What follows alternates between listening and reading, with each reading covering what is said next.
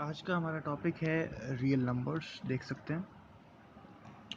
तो real numbers की definition से स्टार्ट करते हैं कि भाई रियल नंबर्स क्या होता है। डेफिनेशन क्या है रियल नंबर्स की? Real numbers are numbers comprising rational and irrational numbers, यानी कि रेशनल और इरेशनल नंबर के कलेक्शन को एक साथ बना लें, एक साथ इकट्ठा कर लें, तो उस पूरे कलेक्शन को, उस पूरे सेट को बोलेंगे रियल नंबर्स। ठीक। A set of all real number is denoted by R। You can see, जहाँ पर ये लिखा हो, सिंबल बना हो R का, वहाँ समझ जाएंगे। इसे पढ़ते हैं the set of all real numbers. ठीक। आए, इसमें दो टर्म यूज़ हो रहे हैं रियल नंबर्स में। एक हो रहा है रेशनल और एक हो रहा है इरेशनल। तो बारी बारी से इन दोनों को जानते हैं कि क्या है ये रेशनल और क्या है ये इरेशनल नंबर। तो रेशनल नंबर की डेफिनेशन देखें क्या है। A number R is called a rational number if it can be written in the form P upon Q, where P and Q are integers and Q is not equal to 0। ऐसे number जो P upon Q की form में लिखे जा सकें, यानी कि fraction की फॉर्म में लिखे जा सकें, जिसमें कंडीशन ये है कि जो नोमिनेटर और डिनोमिनेटर में होगा वो इंटीजर होना चाहिए, और जो Q है जो डिनोमिनेटर में है वो कभी भी ज़ीरो नहीं होना चाहिए, यानी कि नॉन ज़ीरो होना चाहिए। क्यों ऐसा होता है कि भाई क्यू को ज़ीरो नहीं ले सकते, आगे हम बताएंगे। देखें कैसे।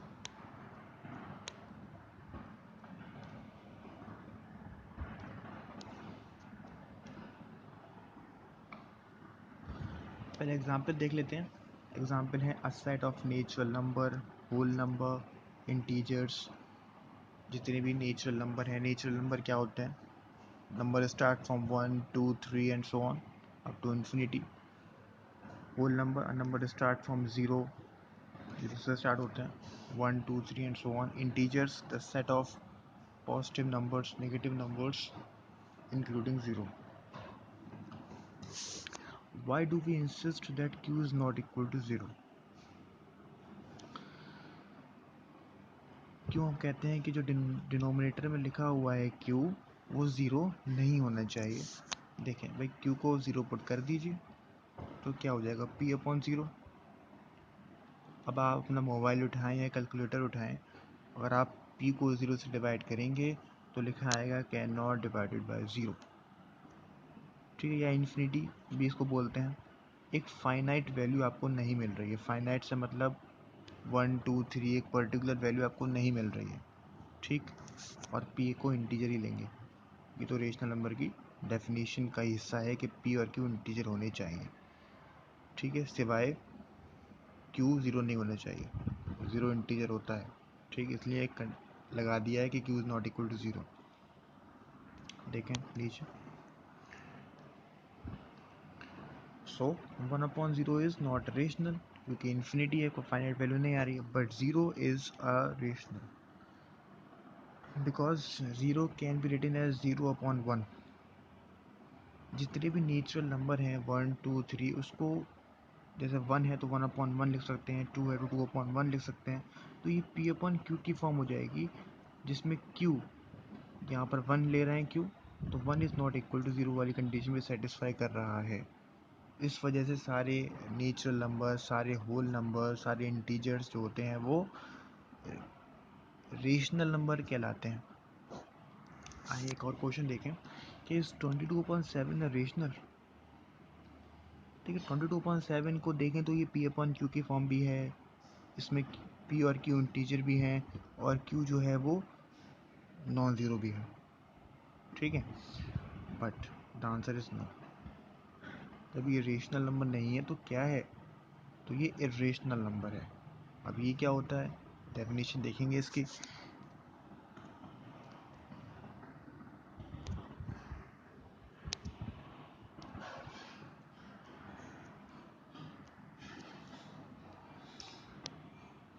तो इरेशनल नंबर क्या होता है, देखो। A number s is called irrational number if the decimal expansion of this number is non-terminating and non recurring. Non recurring का मतलब होता है नॉन रिपीटिंग भी कहते हैं इसको। तो इरेशनल नंबर क्या होगा? जनरल डेफिनेशन ये भी कहते हैं कि वो नंबर जो पी अपॉन क्यू की फॉर्म में ना लिखे जा सकें, where P and Q are integer and Q is not equal to 0। लेकिन जैसे 22.7 मैंने लिया तो उसे कैसे चेक करेंगे? तो हम क्या करेंगे, डिवाइड करेंगे तो आंसर डेसिमल एक्सपेंशन में आएगा। तो उस डेसिमल एक्सपेंशन को देखकर हम बता सकते हैं कि वो नंबर रेशनल होगा या इरेशनल होगा। तो उन्होंने कहा कि अगर डेसिमल एक्सपेंशन जो क्वेश्चन आएगा वो non terminating and non recurring होगा तो वो इरेशनल नंबर होगा। अब भाई ये क्या बला है नॉन टर्मिनेटिंग और नॉन रिकरिंग? देखते हैं आगे डेफिनेशन क्या है नॉन टर्मिनेटिंग डेसिमल की। तो non terminating decimal is usually defined a decimal number that does not contain finite number of digits after decimal point। क्या कह रहा है कि डेसिमल के बाद अगर आपके पास फाइनाइट नंबर नहीं है, यानी कि क्वोशिएंट रिमाइंडर कभी ज़ीरो आ ही नहीं रहा, आसान भाषा में बोलें तो रिमाइंडर कभी ज़ीरो आ ही नहीं रहा, यानी क्वोशिएंट बढ़ता ही चला जा रहा है, फाइनाइट नंबर तक बढ़ता ही जा रहा है। ठीक है, फाइनाइट नंबर नहीं है, उसमें रिमाइंडर कभी ज़ीरो नहीं आ रहा है, तो उसे बोलते हैं नॉन टर्मिनेटिंग।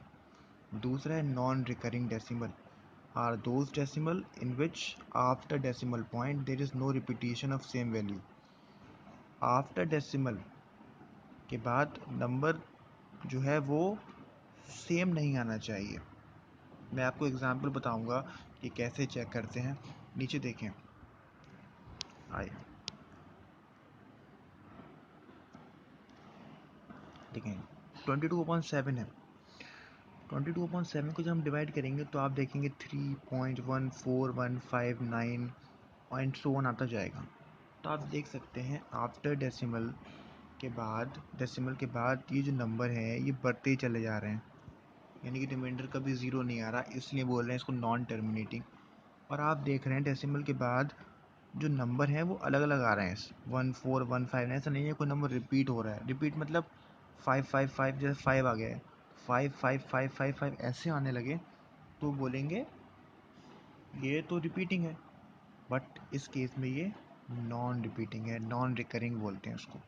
ठीक, तो डेफिनेशन हो गई इरेशनल नंबर की। ठीक है, तो याद रखें non terminating as well as non recurring. इसके अलावा a number whose decimal expansion is terminating, अगर टर्मिनेट हो जाए यानी कि रिमाइंडर ज़ीरो आ जाए, या फिर रिमाइंडर ज़ीरो ना आए बट रिपीट हो आफ्टर डेसिमल के बाद, यानी कि नॉन टर्मिनेटिंग रिकरिंग हो, तो उस केस में वो रेशनल हो जाएगा। एग्जाम्पल 10/3 देखें, 10/3 को डिवाइड करेंगे तो रिमाइंडर कभी ज़ीरो नहीं आएगा, आंसर आएगा 3.3333 एंड सो ऑन। उसको 3.34 भी लिख देते हैं, वो तो अलग है। 3.3333 ऐसे होता है तो 3.3 बार लिखते हैं उसको इस तरीके से। ठीक, यानी कि जो डेसिमल एक्सपेंशन के बाद जो 3 है वो रिपीट हो रहा है, वो रिपीट हो रहा है, वो कभी 4 नहीं होगा, कभी 5 नहीं होगा, नंबर चेंज नहीं होगा कभी क्वेश्चन का। तो ये नॉन टर्मिनेटिंग है बट रिपीटिंग है। तो हमें क्या पता है इरेशनल तो होता है नॉन टर्मिनेटिंग, नॉन रिपीटिंग या नॉन रिकरिंग, लेकिन ये नॉन टर्मिनेटिंग बट रिकरिंग आ गया, इसीलिए ये क्या हो गया, रेशनल नंबर हो गया। क्या हो गया, रेशनल नंबर हो गया। अच्छा, अब नेक्स्ट पेज पे आते हैं। देख कुछ और एग्जांपल देखेंगे हम।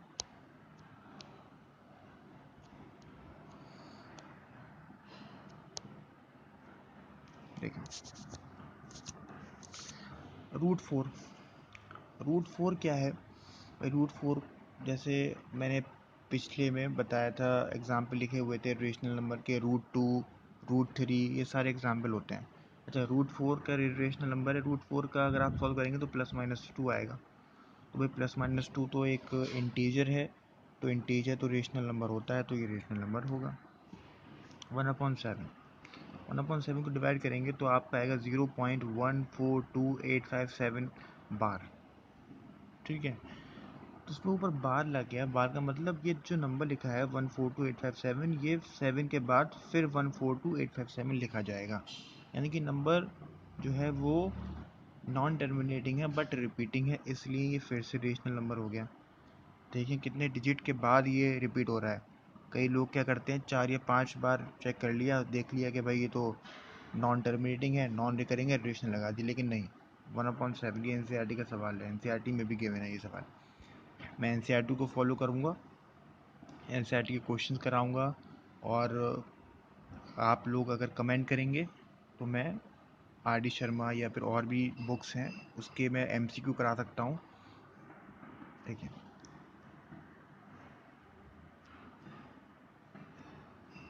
कुछ इंपॉर्टेंट पॉइंट्स हैं, उसको देखते हैं।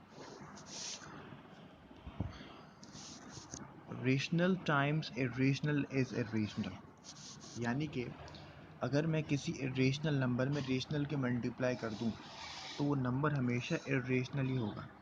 जैसे मैं √2 नंबर लिया, √2 क्या होता है, √2 क्या होता है भाई, इरेशनल होता है। अगर मैं किसी रेशनल के मल्टीप्लाई कर दूं, 2 के मल्टीप्लाई कर दूं तो 2 इंटू √2, तो 2 इंटू √2 जो होगा वो क्या होगा, वो भी इरेशनल होगा। ठीक, सेकंड पॉइंट देखते हैं, बी पॉइंट क्या है। In between two rational there is always an irrational number, and similarly in between two irrationals there is always an irrational.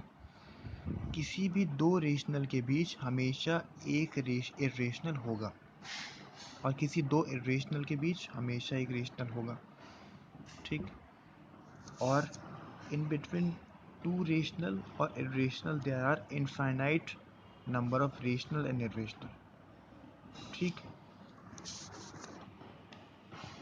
देखिए ये दो डेफिनेशन जो है लगभग सेम है।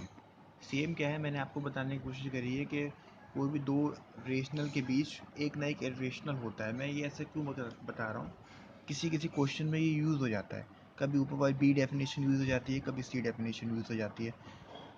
देखें, किसी भी दो रेशनल के बीच या किसी दो इरेशनल के बीच इनफाइनाइट नंबर ऑफ रेशनल और इरेशनल रेस्पेक्टिवली होते हैं। ठीक है, इनफाइनाइट नंबर, जैसे 2 और 3 एक रेशनल नंबर है, उसके बीच कितने रेशनल हैं, तो आप बोलेंगे इनफाइनाइट। कितने रियल नंबर हैं, इनफाइनाइट। ठीक, 2 और 3 के बीच कितने नेचुरल या होल नंबर हैं या कितने इंटीजर हैं, 0, एक भी नहीं है। आर को जो हमने बताया था set of all real number, इसको -इन्फिनिटी से +इन्फिनिटी भी लिखते हैं। आप सिर्फ जान सकते हैं कि 10th में ये सब नहीं है, लेकिन ये नोटेशन के हिसाब से हम लोग कह सकते हैं -इन्फिनिटी से इन्फिनिटी, शायद 11th का है, लेकिन नोटेशन कर सकते हैं कि भाई -इन्फिनिटी से इन्फिनिटी तक ये नोटेशन है। आप चाहें तो लिख सकते हैं, चाहें तो छोड़ दें। देखिए एक क्वेश्चन देखते हैं कि how many rationals are there in between 0.1 and 0.2। ये 0.1 0.2 जो है ये रेशनल नंबर है। पॉइंट हटाएंगे तो 1/10 हो जाएगा, और पॉइंट हटाएंगे 2/10 हो जाएगा, तो ये रेशनल नंबर है। ठीक, तो इसके बीच में कितने रेशनल होंगे, तो आंसर है हमारा इनफाइनाइट होंगे। भाई कैसे इनफाइनाइट होंगे, देखते हैं। देखिए क्या लिखा हुआ है, to find infinite number between 0.1 and 0.2 or between any two number, take the mean of that two number and keep on taking mean, you will get a number in between 0.1 and 0.2। क्या कह रहा है कि आपके पास number है 0.1 0.2, आप करो क्या, आप इन दोनों का मीन ले लो। मीन मतलब एवरेज ले लो, तो एवरेज क्या देगा, 0.15 देगा। अब 0.15 और 0.1 का मीन ले लो तो वैल्यू 0.125 देगा, जो 0.1 और 0.2 के बीच में है।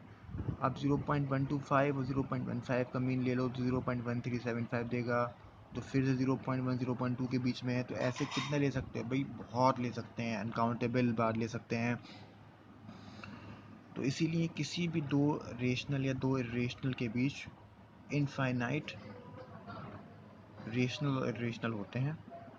और अगर पूछे 0.1 0.2 जो है वो रियल नंबर भी है, क्योंकि रेशनल नंबर तो रियल नंबर ही होते हैं ना, क्योंकि रियल नंबर के सेट में रेशनल और इरेशनल दोनों होता है। ठीक, तो अगर आपको वीडियो पसंद आए तो लाइक करें, शेयर करें। मैं और लेक्चर्स बनाने जा रहा हूँ, 10th क्लास की 9th क्लास मैथमेटिक्स। आप मेहनत करें, पढ़ें, अपना ख्याल रखें, सेफ रहें। Thank you and have a nice day.